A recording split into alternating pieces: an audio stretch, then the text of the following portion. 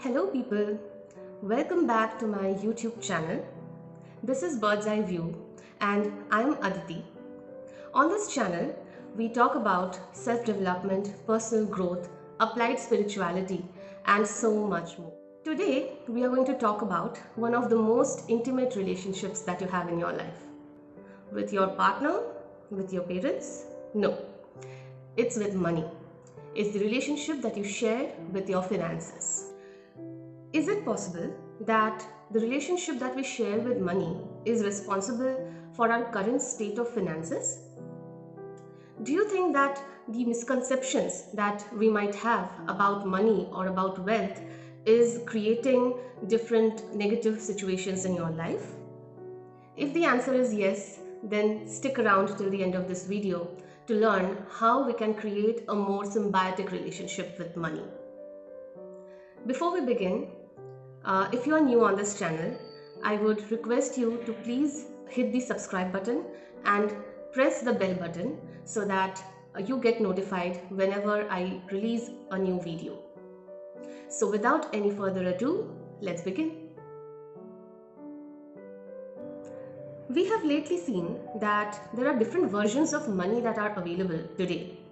There is hard cash, then there are things like equity, then there are precious metal like gold or digital assets like crypto or NFT, which is taking the market by storm these days. However, that's not what wealth or money is. Money essentially is an energy. It's a form of energy. We remember that there are certain characteristics of energy. Energy can neither be created nor can it be destroyed, but it moves through space and time in different avatars. Do you see that there is a stark similarity with this, with the concept of money? Money never stays in one form throughout a period of time.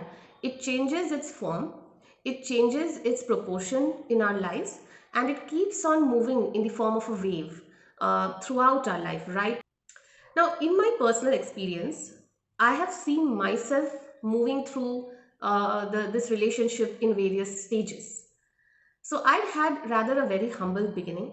I never really cared about money because it was never a problem in my life. I never thought of it, neither I put any kind of importance on it. However, when I graduated from my BCom and I started looking out for jobs, and at that time, we were not very exposed to all the different opportunities that are available for a graduate to pursue. I stumbled across various roadblocks. I was getting certain opportunities. However, it was not something that I would uh, think that would give me a lasting career. So I did not accept those opportunities, and I started freelancing in the space that I was interested in, which was content. I'm sure a lot of people face this survival stage. Now, why does that happen? Because we are going through a paradigm shift from no thoughts about money to suddenly having a responsibility to start earning an income for yourself. When this paradigm shift happens and you are not fully equipped to take this on wholeheartedly, you experience certain struggles. Now, when you are in this phase of struggle, there are two mindsets that can happen. With me, what happened was initially when I was earning a bit of money with my freelance work, I was not satisfied with it. I was thinking, this is not my potential. Um, is this what my life is going to amount to? I was comparing my academic success with the success that I was having in the real world, and I was correlating both of them and concluding that this is not good enough. Suddenly, I had this shift when I was watching this movie Secret. I had this shift in mind that if we are giving out this vibe to the money that is incoming in our life, that hey, this is not good enough, I deserve much more, then whatever is coming into your life will also go away and you will be left with nothing. So something is always better than nothing. It's a means to an end. So I quickly rebooted my mind at that particular stage. It was difficult, to be honest, but I tried to consolidate my thoughts. I tried to gather as much motivation as possible, and I continued with that freelance work till something came up for me. And this positively impacted my life because it created a momentum. So as and when we put out a positive energy, it creates a momentum and it brings about more positive energy. So naturally, I was parallelly with my freelance work, I was parallelly preparing for an MBA, and I did crack an entrance for a college in Hyderabad, and I got enrolled there. At this point of time, I had really not disclosed this in my house that I'm going to take up this huge goal. I'm going to travel to a different city for the very first time in my life, and I'm going to take up this huge financial burden.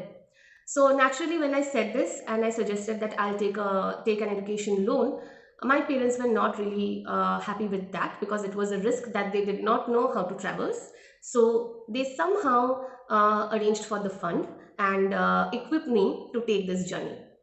So I was leveraging this opportunity that came into my life, and I was placing my bet on it that okay, I'm going to spend certain amount of money on this opportunity, and I'm going to hope that the ROI is going to justify the amount that I'm spending here. It was completely calculated on my end. Yes, there was a certain amount of risk attached to it. What if I don't get a job, get a well-paying job? What if something bad happens and I have to come back to my hometown? But I took that risk, assuming whatever may befall on me, I'll manage it and I'll go forward. And so I did. Now, so after I leverage this opportunity, there is a certain amount of risk, obviously, but soon enough I'll reach my financial freedom goals and I'll be sailing through. But I was slightly wrong because often we don't move in a linear direction when it comes to finances. We often go through the ups and downs. If you see a stock market, the stock market trends, it goes up, it goes down, it consolidates sometimes. Again, it moves in waves, but it grows from point A to point B. It never stays at a single point for forever. Similarly, life also does the same way with money. It doesn't stay at the same place for forever, but sometimes it consolidates. For me, it consolidated where after I got a good job and I was so happy with everything that was going on and consistent money was flowing into my life. Um, Parallelly, I was also setting up a house in a new city, all on my own. Yes, I was in a new city back in my college as well, but it was in a hostel and it was fully funded by my parents. It was not me who was doing anything there apart from studying. Now I'm coming out of that sheltered environment and I'm trying to make something of myself all on my own. And that's when the troubles began because I was not able to manage my income and my expenses. And sometimes it used to get overwhelming. There were days where I spent like 4 days with only 10 minutes of water supply, like once in 4 days. Such dire situations came into my life. I felt that I am moving backwards. I'm moving to my survival stage again because I'm not able to really adjust with this kind of lifestyle suddenly because I have led a privileged life before. I've never gone through this kind of things, and I was not able to move away physically from that apartment because of the affordability. But at the same time, I was seeing that I was getting leverage at work. The kind of hard work that I was putting in was getting recognized. I was given good opportunities to work upon, and I felt that if my work is getting appreciated and if my work is getting value for my organization, then definitely this is also going to get me financial stability as well. So it was a tough mental situation at this stage where we are either consolidating in a particular stage or we are moving back to the stage of survival. It is very easy for us to compare ourselves with our peers. If we put out this kind of energy towards the monetary resources that are coming our way, we reek of desperation. We become desperate at that point of time. And when we become desperate, we make some wrong choices. Um, since I knew, since I had traveled through the survival and leverage stages, I thought that I will persist at this stage and not take any bad decision. I leveraged the momentum that I was creating for myself in my life at my work front, and soon enough, it reaped the rewards. The next stage of relationship that we have with money is freedom, where we have put in the efforts, we have gone back and forth, but finally we are at a stage where we are stable, where we are not having any financial crisis. We have considerable ownership of our time. Now, at this stage, again, the relationship that we have with money determines a lot of things. A lot of people get complacent at this stage where they feel that okay, I have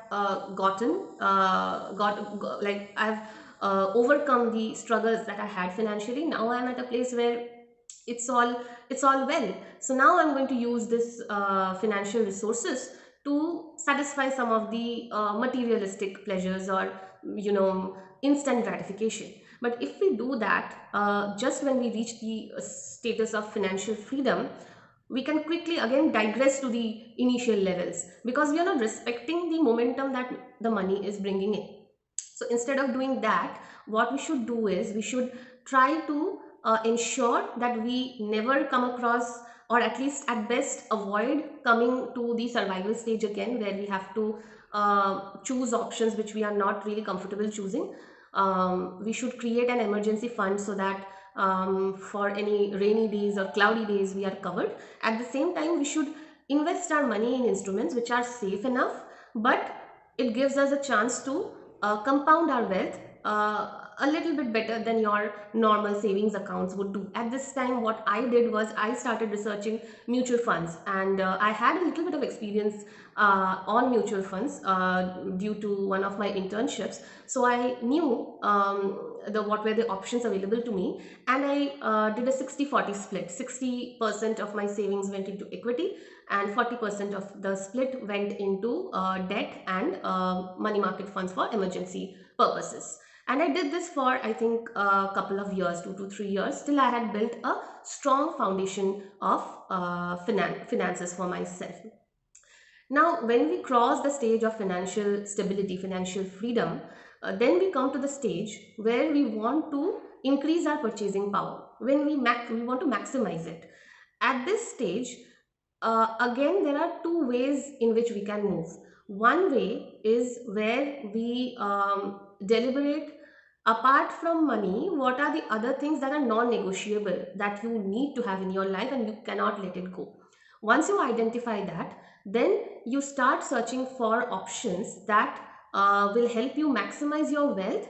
At the same time, it will not take away your non-negotiables in life. Like for me at this stage, what I started doing was I started exploring the stock market. Now I am not at all proficient in it. I was completely novice at it. What I did was I started learning what are the different ways of investing in the stock market, not trading, rather investing. And I found a couple of strategies that a lot of financial influencers talk about, and I thought that for me, two strategies would really work. One is the momentum strategy, and the second one is investing in stocks that has a long term potential in them. And this I learned from one of Ankur Wariko's video, where he spoke about how to select funds for stocks for long-term growth. So apart from investing in mutual funds, I started parallelly investing in the stock market, so that the average rate of return that I get annually gets increased by a couple of more percentages, and I reach my financial goals swiftly. Now, at this stage, it is very easy to lose vision of what you can, let go for the sake of increasing your purchasing power, and what you can't. Like we discussed, we should always analyze the risks that we are taking, and we should analyze the loss that is possible in any given situation, because profit and loss are always 50-50. So if there is a 50% chance of your wealth growing, there is 50% chance of your wealth not growing. And at this stage, when you are when you have traversed the different cycles of wealth, from survival to stability and now to the purchasing power, wealth no longer means money only. The definition of wealth becomes quite broad. So you have to decide for yourself what wealth means to you at this stage, and take a decision accordingly. Now, the last stage, according to me and according to the market research that I was doing while making this video, the last stage is one of empowerment, where we have reached our financial goals. We have couple of gray hairs as well, because we have seen multiple winters and multiple summers by that time. And now what we want to do is we want to use the resources that we have gathered, that we have earned, or that we have we have profited from, and we want to use those resources to grow more resources in the world. So if you are watching Shark Tank India these days, you will see that there are 7 panelists who are sitting there. They have already reached some form of financial success, and now what they are doing is they're using their resources to help entrepreneurs who are trying to create more resources in the world through their services and products. Now, keeping aside the valuation and equity and percentage discussion, keeping that aside, if you just see it one to one, you are seeing that one person is sharing a part of their wealth with another person. Wealth here means both money and intelligence.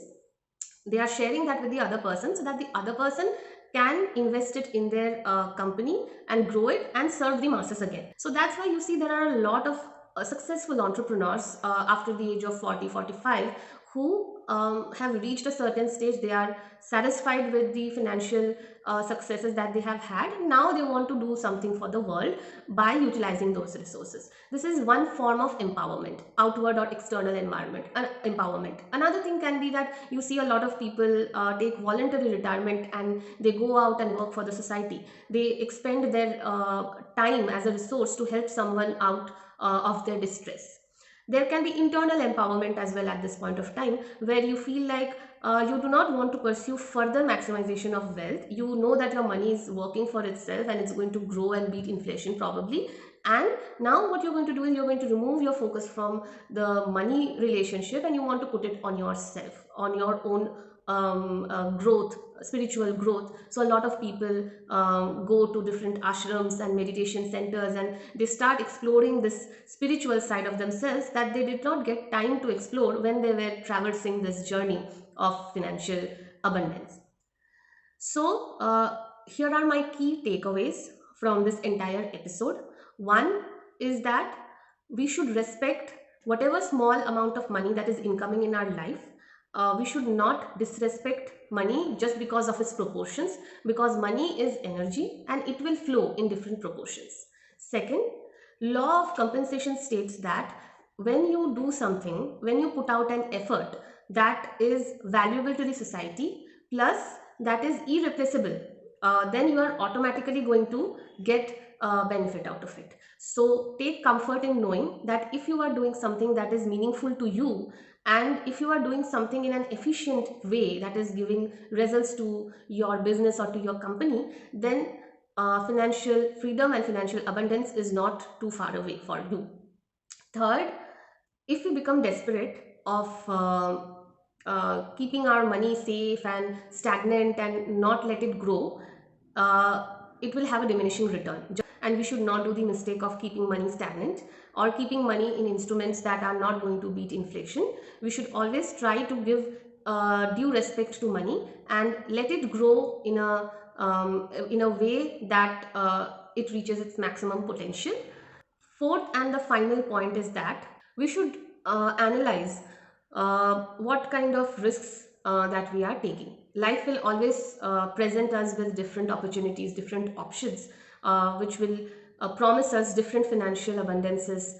But it is our responsibility to check why we are accepting an option. Is it because we are seeing quick money there? Is it because we are seeing that it's too good to be true and you feel like you should go there because that's what the society is dictating you to go? Or you are choosing an option because you feel like this is a well researched area for you. You know the associated risks and rewards. You know if there is a loss that happens for you, you will be able to absorb it and you will be able to move on, so that you can save yourself the distress of going back a couple of stages and starting from scratch.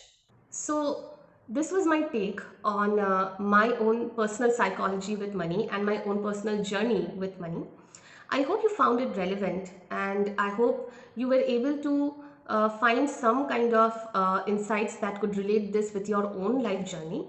I would love to know in the comment section what your journey with money has been, what your relationship with financial abundance has been, what kind of struggles you had faced, and how did you overcome it. Please like, share and subscribe to my channel if you have not done so till now. It would really motivate me to create more such content and push my agenda of self-empowerment and self-development in today's world. So I hope you have a good week ahead. Bye-bye.